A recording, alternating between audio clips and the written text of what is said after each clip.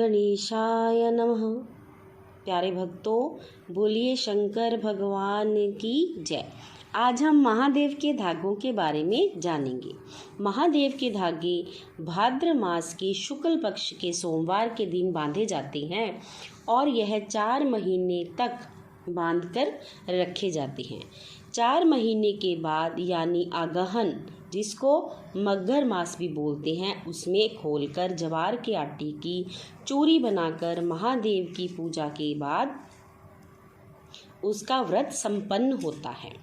तो इस दिन लोग काले चने, जो भिगोकर पहले से ही रखे जाते हैं, काले चने लेकर, नारियल लेकर और सूत के धागे को 4 गांठ लगाकर और हल्दी के रंग से पीला कर बांधा जाता है।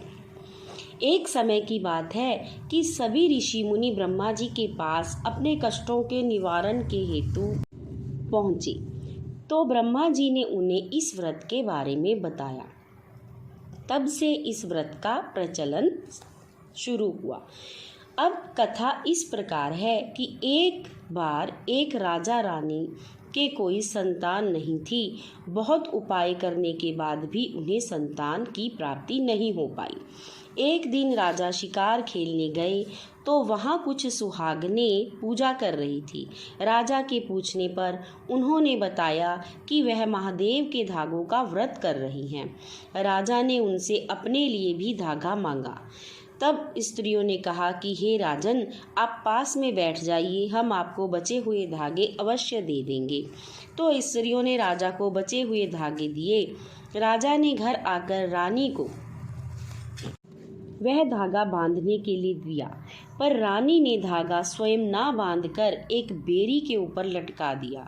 जो बेरी सूखी रूखी हुई थी वह उस धागे के प्रभाव से हरी भरी हो गई। जब रानी ने यह चमत्कार देखा तो उसने स्वयं महादेव का नाम लेकर वह धागा बांध लिया और धागे के प्रभाव से रानी को लगातार 4 पुत्र प्राप्त हुए। अब बेटे बड़े हुए, उनकी शादियां हुईं और घर में 4 बहुएं 4 बेटे, हरा भरा परिवार हो गया। अब रानी ने बहुओं से ज्वार के आटे की चूरी बनाकर धागे खोलने के लिए बोला। बहुओं ने ज्वार के आटे की चूरी बनाई, पर राजा को बड़ा जानकर उनके लिए गरडे के आटे की चूरी बना दी। जब राजन चूरी लेने लगे तब देखा कि उसमें कीड़े चल रहे हैं। रात को राजा के सपने में आवाज़ आई कि तुमने अपराध किया है, अब तुम्हें पैनी सहनी पड़ेगी। तो राजा ने कहा कि मुझे संतान और पत्नी को छोड़कर धन दौलत पर जो विपदा आए आ जाए। तब राजा के जीवन में दुखों का पहाड़ टूट गया। सारा परिवार दूर दूर हो गया। राजा रानी अकेले निर्धन रह गए। अब दोनों एक लोटा और परना लेकर अपना राज्य छोड़कर अन्य नगर की ओर चल दिए। रास्ते में दोनों को प्यास लगी। एक कुएं के पास पहुँचे और जैसे ही लोटा कुएं में डाला तो क्या देखते हैं कि सारे कुएं का जल सूख गया। दोनों निराश होकर आगे बढ़े। एक बेरी जो हरी भरी फलदार खड़ी थी, पर वहाँ से भी उन्हें दुर्भाग्यवश फल की प्राप्ति ना हो पाई। आगे बढ़े तो कुछ मछुआरे मछली पकड़ रहे थे। आगे 1.25 मन मछली उनके जाल में फंसती थी, पर उस दिन कुछ ही मछलियाँ मिल पाईं। मछुआरों ने सोचा कि आज ऐसा कौन सा दुर्भाग्य प्राणी, ऐसा कौन सा पापी आया है कि जो हमें मछलियां प्राप्त नहीं हुई। तब राजा मछुआरों के पास जाकर बोला कि भैया, हमें भी मछली दे दीजिए।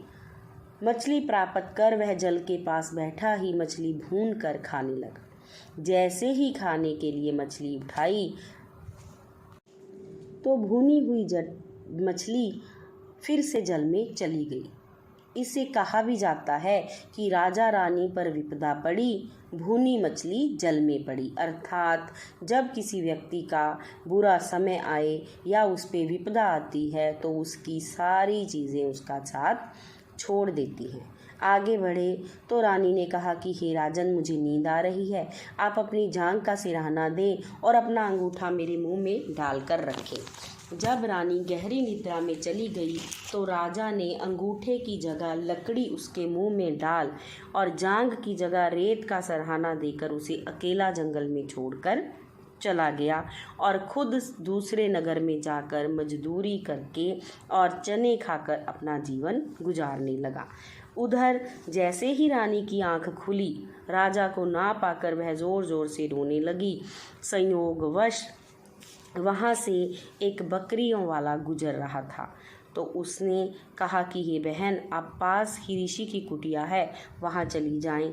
जैसे ही रानी महात्मा की कुटिया में पहुँची तो वहाँ महात्मा नहीं थे। रानी ने कुटिया में पहुँचकर दरवाजे को अंदर से कुंडी लगा ली। जब महात्मा आए तो महात्मा मन में विचार कर रहे हैं कि आगे तो मुझे 1.25 मन भिक्षा मिलती है, पर आज 1.25 सेर ही भिक्षा मिली है। ऐसा कौन सा पापी जो कुटिया में आया है। जैसे ही महात्मा पहुँचे और अंदर से दरवाज़ा लगा देखकर खटखटाया तो रानी बोली कि मैं दरवाज़ा तब खोलूँगी जब आप मुझे अपने धर्म की पुत्री बनाएंगे। महात्मा ने उसकी बात मानकर उसे 3 बार धर्मपुत्री कहकर पुकारा। तो रानी ने कुंडी खोलकर महात्मा से प्रत्यक्ष रूप में वार्ता की और कहा कि हे प्रभु, मैं आपके आश्रम में रहना चाहती हूँ और मैं पुत्री बनकर आपकी सेवा करूँगी। दोनों इसी तरह समय काटने लगे। फिर चाँद ने सोमवार का दिन आया। उस दिन रानी ने महात्मा से कहा कि हे पिताश्री, मैं धागे बांधना चाहती हूँ, आप मुझे धागा ला कर दें। महात्मा से धागा पाकर रानी ने बड़ी श्रद्धापूर्वक महादेव का व्रत रखा। उधर जब महात्मा समिधा लेने जंगल में पहुँचे तो उन्हें वहाँ राजा मिला। राजा ने कहा, मुनिश्रेष्ठ, मुझे महादेव के धागों की कथा सुना दीजिए। तो महात्मा ने कहा कि मुझे तो कथा का ज्ञान नहीं है, परंतु मेरी धर्मपुत्री कथा जानती है। राजा ने महात्मा की बड़ी मिन्नतें की, विनती की। तब महात्मा राजा को अपने साथ कुटिया में ले आए। महात्मा ने दोनों के बीच चादर का पर्दा लगाकर पुत्री से कहा कि आप राजा को कथा सुनाएं। जैसे ही कथा समाप्त हुई, पर्दा अपने आप फट गया। दोनों एक दूसरे को देखने लगे। महात्मा को लगा कि पुत्री की निगाह ठीक नहीं है। महात्मा को यह बात अच्छी नहीं लगी, परंतु रानी ने सारी कथा जब महात्मा को सुनाई तो वह बड़े प्रसन्न हुए। उन्होंने अपनी पुत्री बनी रानी को खूब दान देकर विदा किया और साथ में एक दही का कुज्जा देकर कहा कि हे पुत्री, इसे साथ ले जाओ, अगर ये हिले तो सोचना कि मेरी मृत्यु हो गई है। दोनों बैलगाड़ी से जा रहे थे। हिचकोले लगने पर दही छलकी देखकर रानी ने कहा कि पिताजी नहीं रहे, हे राजन, हमें वापस जाना होगा।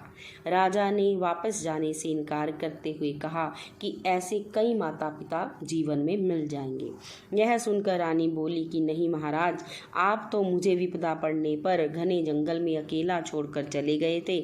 उस समय वही मेरा सहारा बने थे, तो मैं तो वापस जरूर जाऊंगी। जब रानी पहुंची तो देखा कि महात्मा जी पौधों को पानी दे रहे हैं। रानी को देखकर महात्मा बहुत प्रसन्न हुए और बोले, पुत्री, मैंने तुम्हारी परीक्षा ली थी और तुम अपनी परीक्षा में पूर्णतः सफल हुई हो। अब तुम खुशी खुशी अपने घर परिवार में जाओ। राजा रानी अपने नगर में पहुँचे और नगर वासियों ने सारा राजपाट फिर से राजा को संभाल दिया। नौकर चाकर वैसे ही सेवा में लग गए। एक दिन एक नौकरानी रानी की मालिश कर रही थी तो उसने देखा कि रानी की पीठ पे भी तिल है। वह कुछ सोचकर रोने लगी। तब रानी ने पूछा कि तुम क्यों रो रही हो। नौकरानी ने बताया कि हम 4 भाइयों की 4 बहुएं हैं। हमारी सास के भी सेम इसी जगह तिल था, पता नहीं वह कहाँ चली गई। नौकरानी की बात सुनकर रानी को लगा कि शायद ये मेरे ही पुत्र हों। तो रानी ने कहा कि ठीक है, अपने पति और उन 4 भाइयों को बुलाओ। मैं चमड़े की चोली पहनूंगी और वो मेरी चोली फाड़कर मेरे सामने खड़े हो जाएं।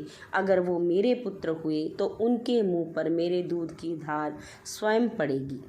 रानी ने ऐसा ही किया, 4 पुत्रों को सामने खड़ा किया। वैसे ही सबके मुंह पर दूध की धार पड़ी और सारा परिवार एक हो गया। धागे के व्रत के प्रभाव से राजा और रानी की खुशियां लौट आईं। जो कोई भी धागे के व्रत का पालन या पूजन करता है, महादेव की कृपा उन पर सदैव बनी रहती है। धागे बांधने के बाद सभी भक्तजन भगवान से प्रार्थना करें कि हे प्रभु, जैसे आपने राजा रानी के जीवन की खुशियाँ लौटाई हैं, वैसे ही सबकी खुशियाँ बनी रहें और आपकी अनुकंपा सब भक्तजनों को प्राप्त होती रहे। तो बोलिए प्यारे भक्तों, शंकर भगवान की जय।